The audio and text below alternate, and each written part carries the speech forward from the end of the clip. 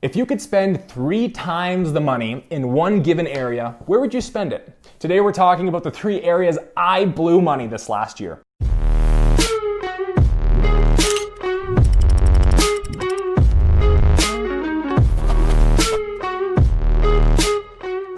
Welcome back to the channel. If you're new here, my name is Josh. I am obsessed with the ideas of financial independence, investing, and just living life on your own terms. So if you're interested in that sort of thing, make sure to hit that subscribe button. But hey, what's the point of investing or building wealth or starting a side hustle, starting a company, any of these things, if you don't get to spend the money? And today, that is what I want to talk about. What are the best spending decisions I made over this last year? And they're not even like good spending decisions. It's not as if they're like a really good idea, but these were things that just got me really excited. So today I want to spend some time talking about my favorite things that I spent money on this past year. Now, a wise man once said, everybody needs 3 hobbies. One that makes you smarter, one that makes you fit, and one that makes you rich. If you can have 3 hobbies, one makes you actually smarter, you can read better, you can learn better, you can write better, you can articulate yourself better, you become a smarter person. That's huge. What a bonus. If you have a hobby that makes you fit, well then that's great because you have fun staying in shape. Obviously that's a given.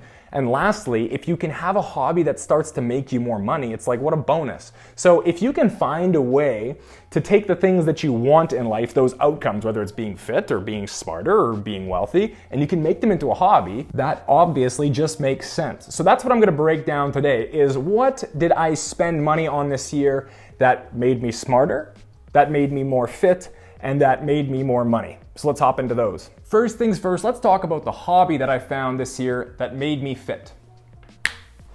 Now, if you're not sure what this is, it's actually a Brazilian Jiu-Jitsu gi. The shit that we can do is off the charts. If you've been reading up online or listening to Joe Rogan or any of these people over the last couple of years, you've probably come across this idea of Brazilian Jiu-Jitsu. Or if you've heard of like the UFC, the best fighter in the world right now is a guy named Khabib, and he is a world-class jiu-jitsu practitioner and a grappler. And the coolest thing to me about jiu-jitsu is I could explain for eternity how cool jiu-jitsu is, but for me, the craziest thing that ever happened was it was about my 2nd or 3rd day going to class. And what happened was the instructor paired me with a 17, 18, a late teenage, female, a girl. And I was immediately just super nervous because obviously it's weird enough to be like grappling on the floor with grown men, but then I get put with like a teenage girl. And I'm kind of panicking, and I kind of talk to her before we get into the activity of what we call rolling, of sparring. And I say to her like, hey, I know I'm a bigger guy, like I'm gonna go like 50%, like just tell me if you want me to stop, like is this okay with you? And she's like, oh yeah, no worries, like go for it, do whatever you want. And I'm like, okay. So we start grappling, and I'm kind of like play fighting, just using the lessons I've learned over the last 3 days. And she flips me on my back and puts me in a rear naked choke. And I was like, oh my goodness, like wow, that took me off guard, like that was pretty crazy. And then I say to her, okay, I'm gonna try 75% this time, like I'm gonna put some force if you're okay with that. And she's like, yeah, absolutely, go for it. So I start grappling with her using the techniques, and she flips me over and she puts me in a rear naked choke. And I'm like, what the heck is going on? This girl's like probably 100 some pounds lighter than me.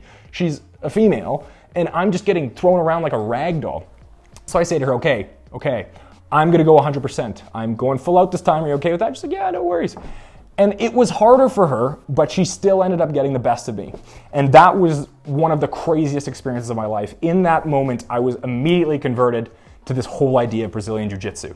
It's this martial art where you're literally scrapping with people, trying to tap each other out to the point where they can't breathe, or a joint hurts so badly that they're forced to tap out. Now, this has been such a massive game changer in my life. A lot of young men might understand that when you're with a group of other young men and things, let's say a dispute or an argument arises, there's always that feeling of underlying like, this could escalate into a fight. And, I don't feel that so much when I'm around a woman and she's yelling at me, but when there's a guy that's yelling at me, it's just like there's this response in my brain, like, oh, am I supposed to fight somebody? Like, am I gonna have to fight? And you never create conflict with people. And I think jiu-jitsu believes in that exact same thing, but it also says, if there is something that happens, you need to be able to defend yourself. And if you're struggling in the boardroom negotiating as a business person, if you're struggling, in your ability to handle conflict with other people, one of the best ways you can get over that is to just put yourself in conflict situations over and over and over again. And that, for me, is what jiu-jitsu did. And it is the number one hobby that I've just fallen in love with over this past year, and I did spend quite a bit of money on it. So every year, since I started doing this, the membership's about $35 every single week, and I have to pay a couple $100 for this thing. So in total, I spent about $2,000 over the last year doing Brazilian Jiu-Jitsu. Would I pay it again? I'd pay 3 times that. It is the coolest thing ever. I highly recommend you guys look into it if it's some kind of hobby that you need to stay fit. Now, the second major thing I want to talk about is the hobby that made me smarter. Now, I'm not sure if you've ever been in this situation like I've been in so many times. Let's say you come across a new book, or you learn a new lesson, or you just figure something out that just connects in your brain and you have an epiphany and you're like, wow, that is profound, that's amazing. Maybe you read a certain passage out of some kind of book, or you had an experience talking to someone that made you come to some sort of conclusion. And when you go and try to explain it to someone else, or when someone asks you about what you learned, you stumble over your words, you don't really know what you're trying to say, the dots aren't connecting in your head as well as they were when you were listening or when you learned it for the first time. And this is a tragedy that I found myself in over and over again, is I would come across really cool concepts and I couldn't articulate them myself. And I came across this writer online, a famous writer online who's young. He's a couple years older than me. His name is David Perell. And his whole idea is that if you want to be well articulated, you want to be thoughtful, you want to be someone who has influential speaking and writing abilities, you want to be just smarter and develop your ideas, you have to get in a habit of writing every single day. And he's interviewed some fascinating people like Neil deGrasse Tyson, who's a famous astrophysicist, very articulate, very well-spoken guy. And what he found when he was interviewing Neil deGrasse Tyson is Neil said he has never said something in public that he hasn't previously written. And now that is just mind-boggling to me. The fact that if you go and think about all the things that you have to talk about through your routine life, whether it's politics or religion or business or whatever it might be, you should write about those things and you should build your own thesis around them before you talk to other people about them. So the one thing that I bought this year to make me smarter was Dave Perell's course called Rite of Passage. Unfortunately, it was priced in US dollars, which always gouges me as a Canadian, but that ended up coming out to about $1,500. But now, every single day, whether it's for YouTube or for work, I'm in the habit of writing and trying to develop my ideas, trying to connect dots. And the coolest thing is this idea that he has of a serendipity vehicle. And what that means is, as you write and publish and put your ideas out into the world, it kind of stirs up this whirlwind of weird opportunities.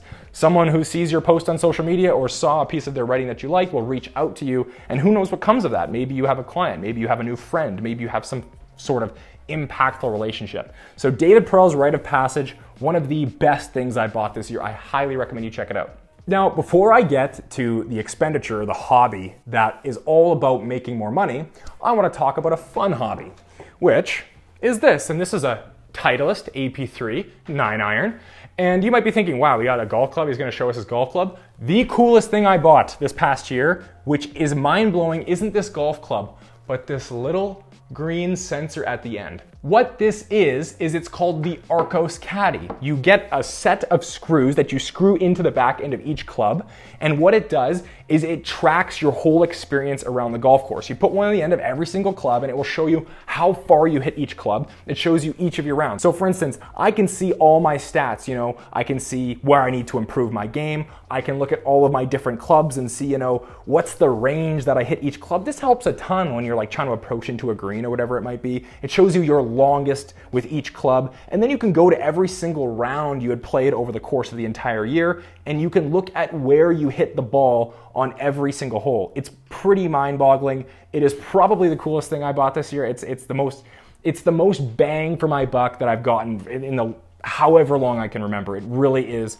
something amazing. So Arcos Caddy has nothing to do with being fit or being smart or getting wealthier, but it is an awesome purchase, and it's probably the thing that I've bought that has made me the happiest per dollar. Now, all in all, those Arcos sensors with the Caddy system is about $300 and $100 every single year. So that just adds to these expenses that I've had. And now the last hobby, which is really what this channel is all about, it's about increasing your financial position. How can you build financial independence or get better at investing or just get an overall grip on your finances. And the last hobby is a hobby that makes you wealthier.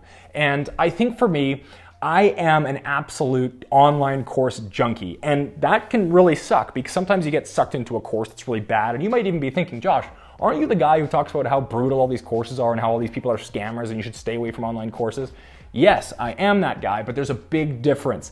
I think there's a difference between people who are really trying to help online and they're trying to leverage their expertise, and then there's people who are just trying to get rich off of you. And that leads me to our last expense, the thing I am also extremely happy that I spent money on this year, which was an online course by a guy named Jack Butcher. And it's called Build Once, Sell Twice. And he creates this online course where he shows you step by step how to go through life and your work and your career and take things that you do over and over and over again. For instance, maybe you make the same entry on an Excel sheet every single day, or maybe every single time you go into work, you do the same thing. There's things in life that you do over and over. Why not find a way to automate those? Why not spend 20% of every day finding out how you can automate the 80% of your day that happens all the time? And this for me was a massive value add to my life because I found that there were so many things.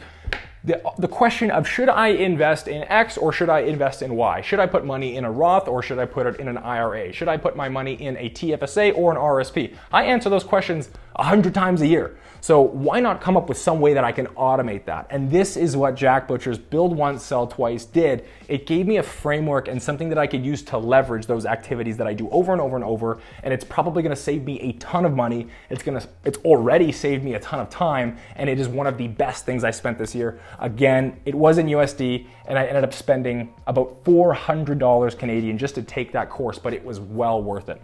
So all in all, guys, there's about $4,000 of expenses this year that weren't really towards my investments. They weren't really towards, things that might make me better off physically. But all that being said, what's the point of having money and investing and all this stuff if you don't have fun spending it?